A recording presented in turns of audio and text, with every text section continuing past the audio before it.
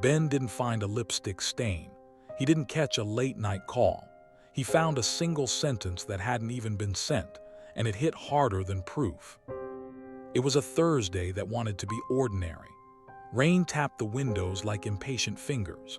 Ben came home early with a small paper bag of sushi from Emma's favorite place, smiling to himself because he still believed surprises could fix tired weeks.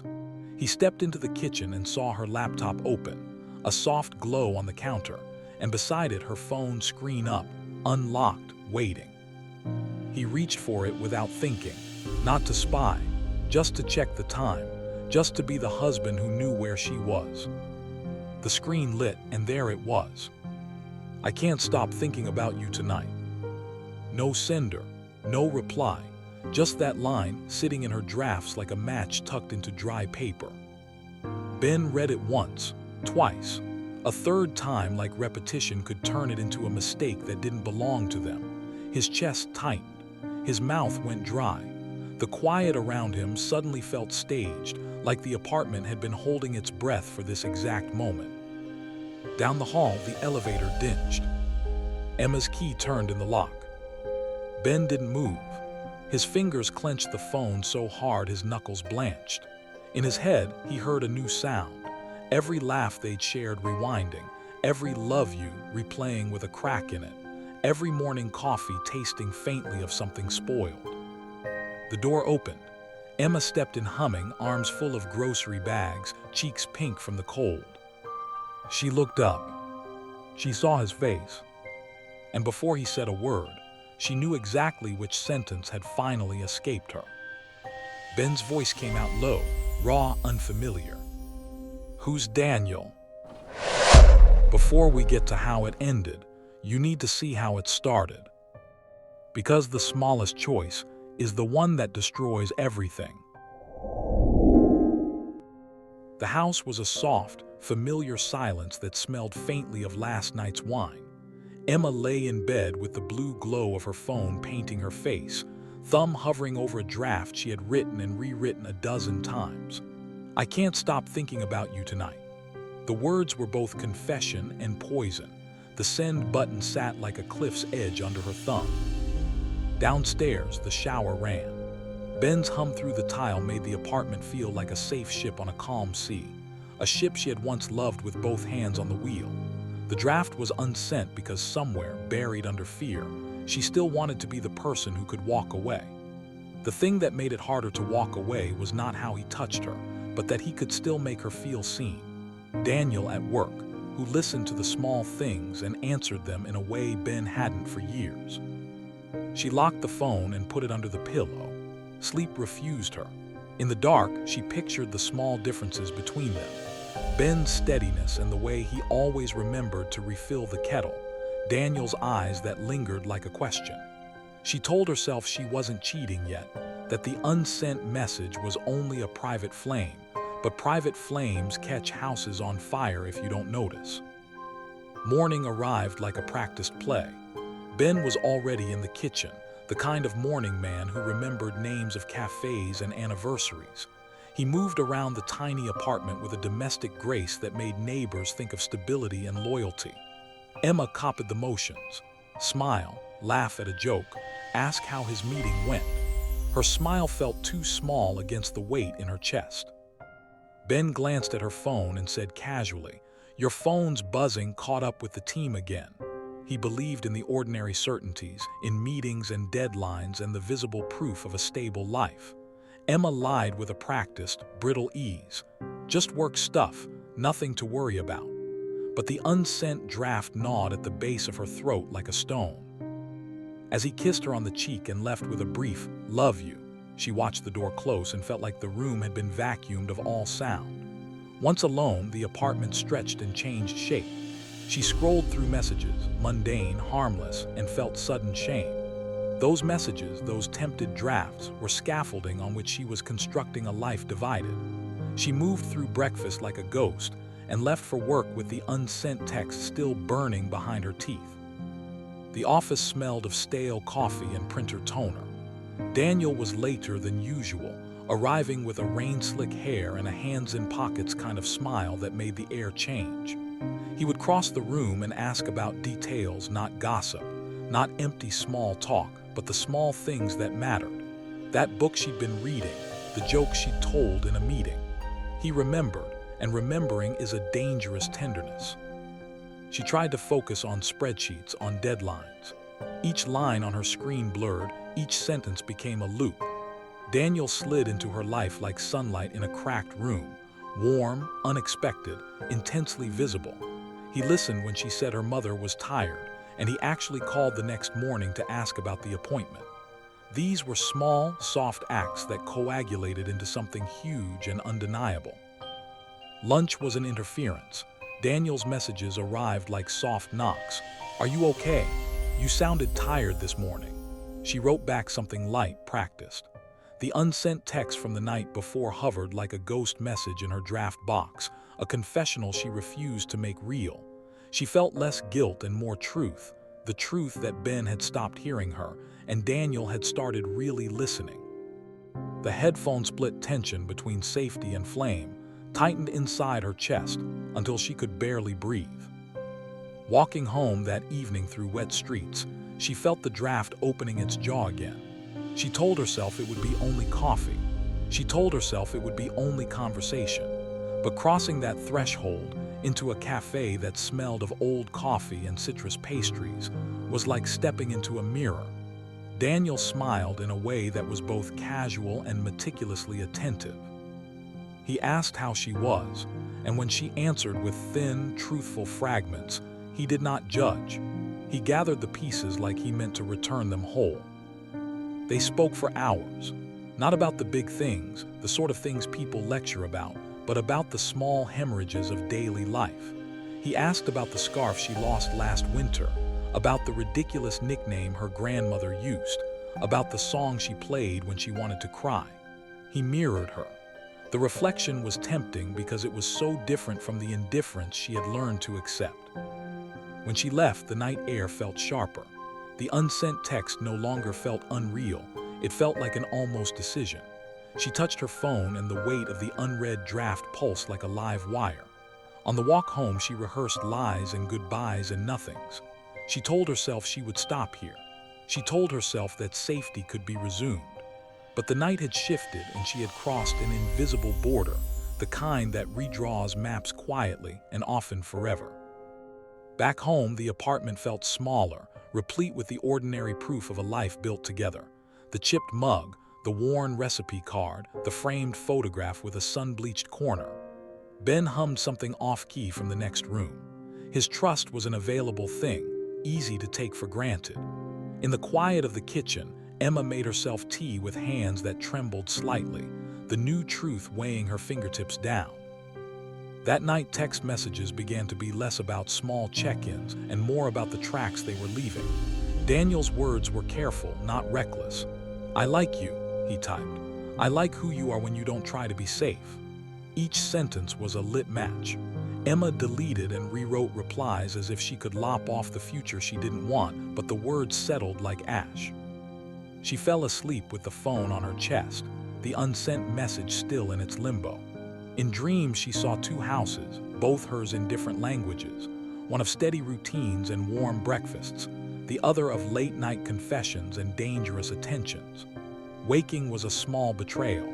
She told herself she would close the draft forever, but desire is a patient thing. It waits, it watches, and it only needs a crack to push its roots through.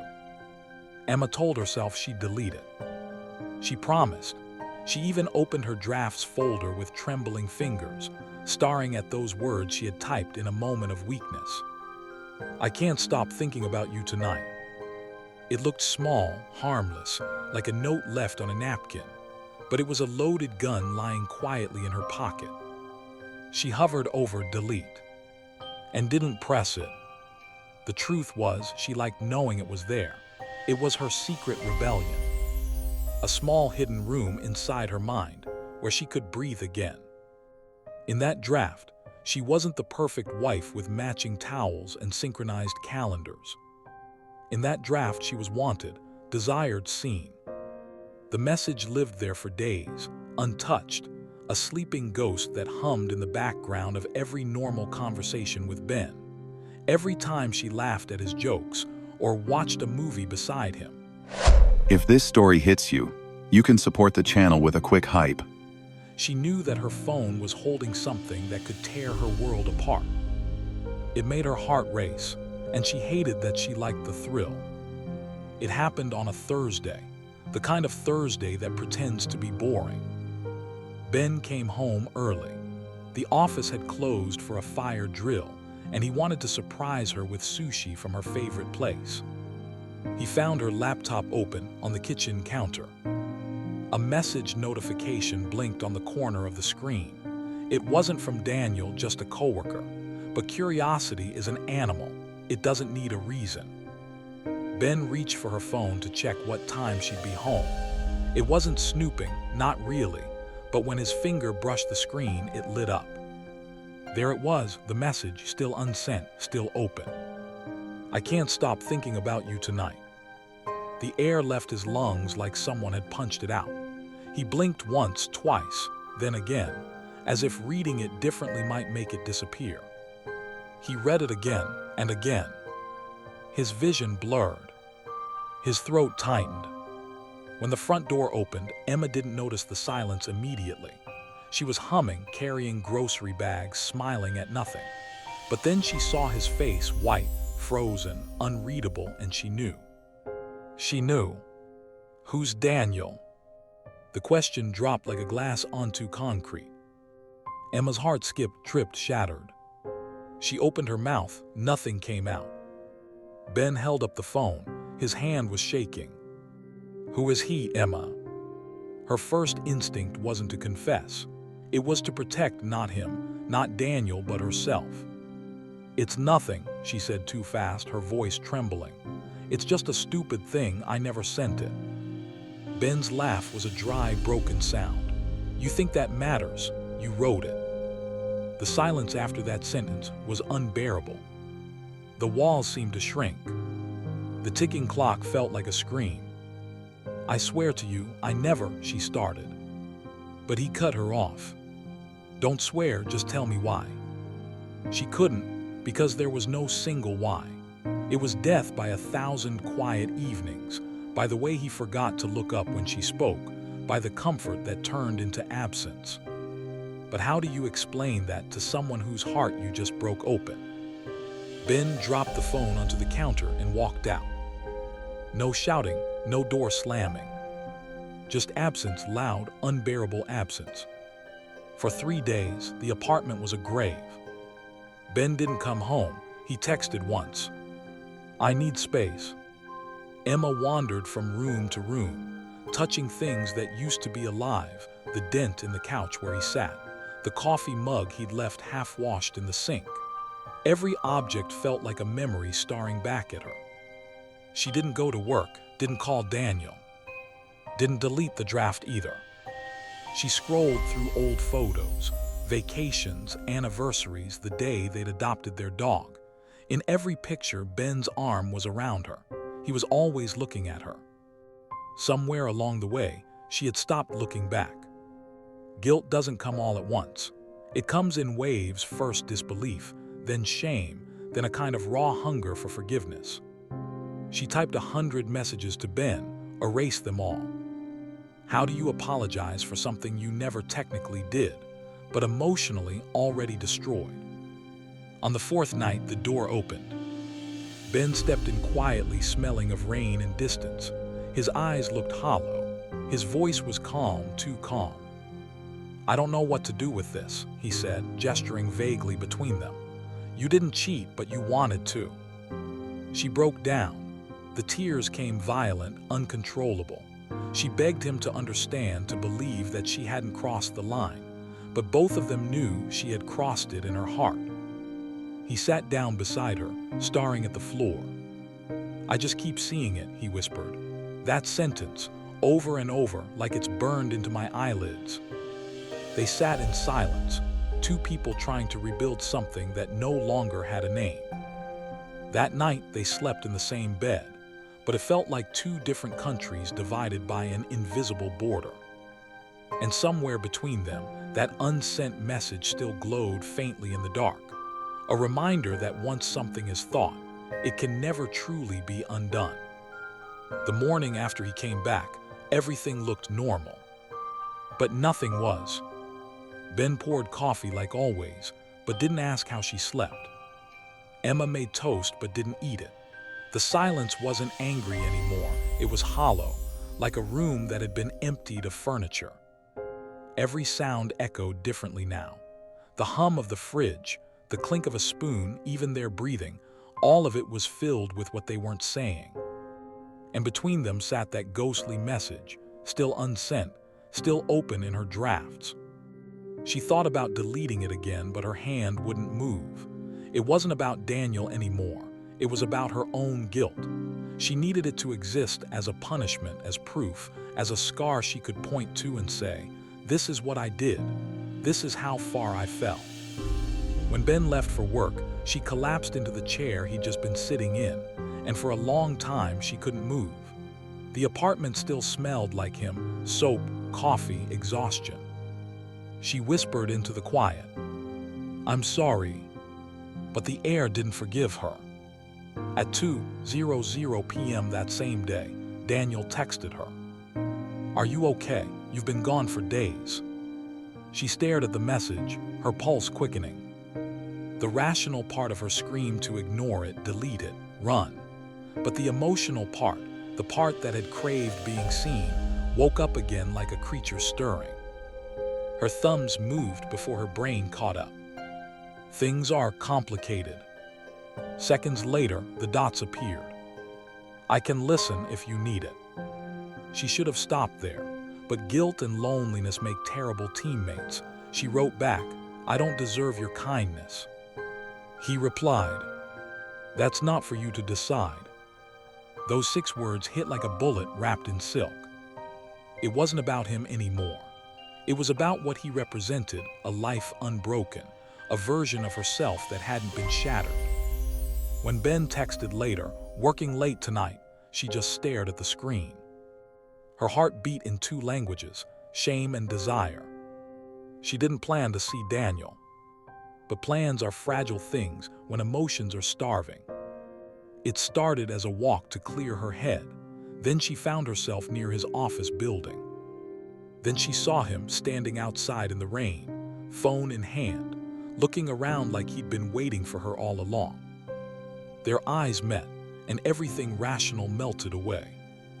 He didn't say anything at first, just opened his umbrella and stepped closer. "You shouldn't be here," she whispered. "I know," he said, "but neither should you." The tension between them was unbearable.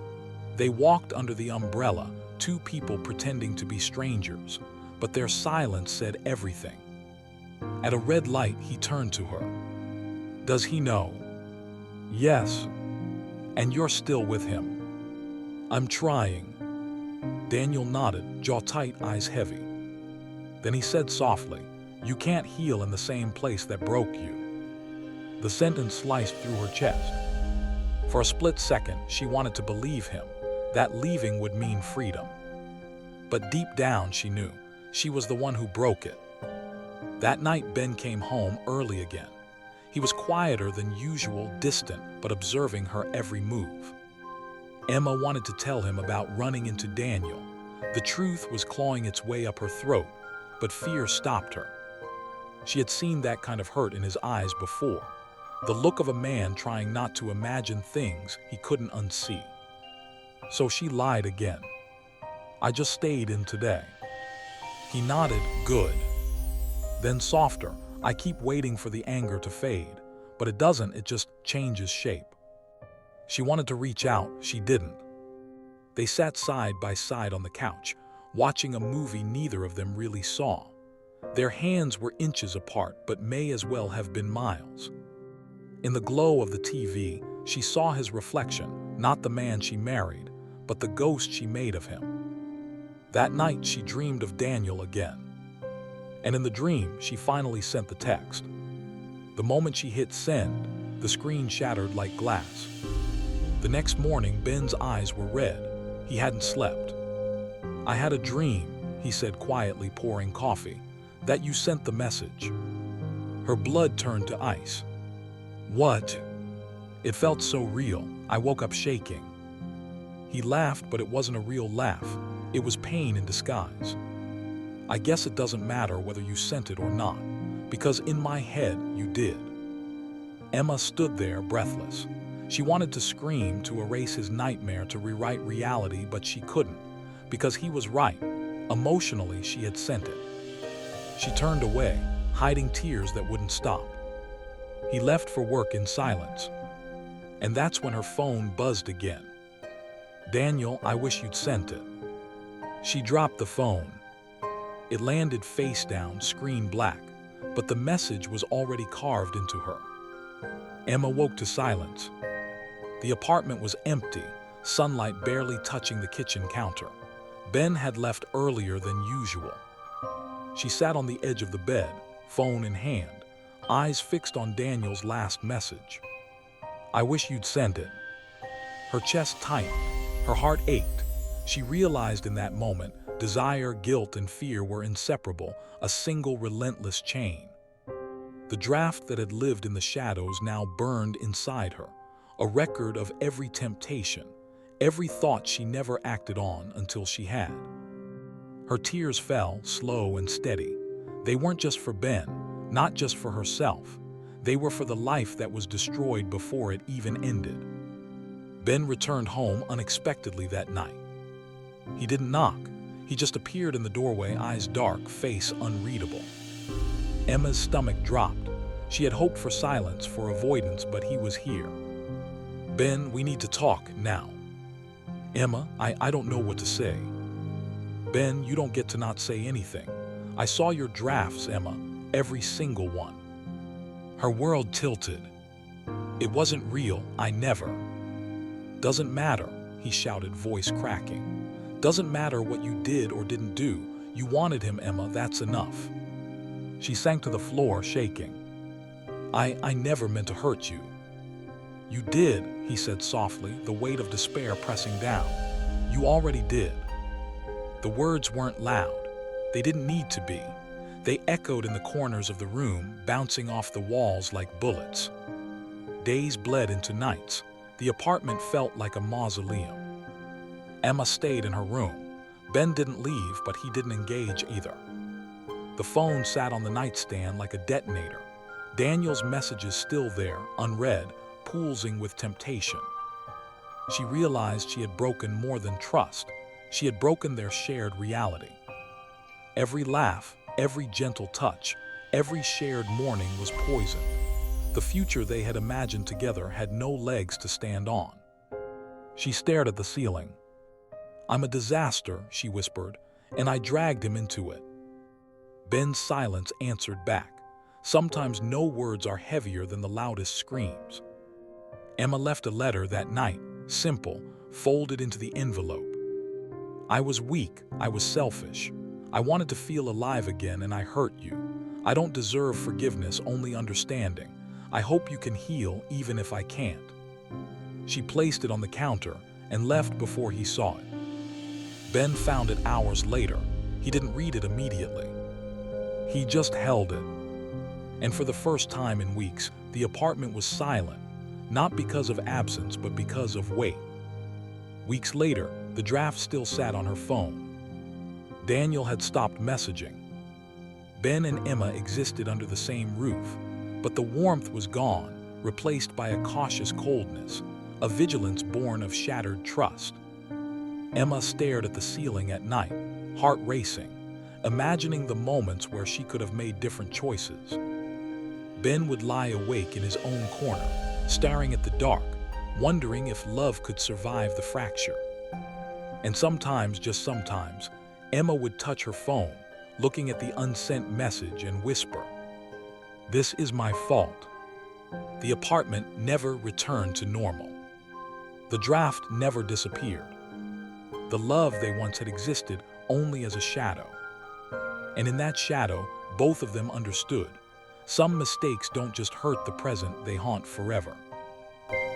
If you've ever felt this kind of pain, don't walk through it alone. Hit subscribe and stay with us. More real stories are coming.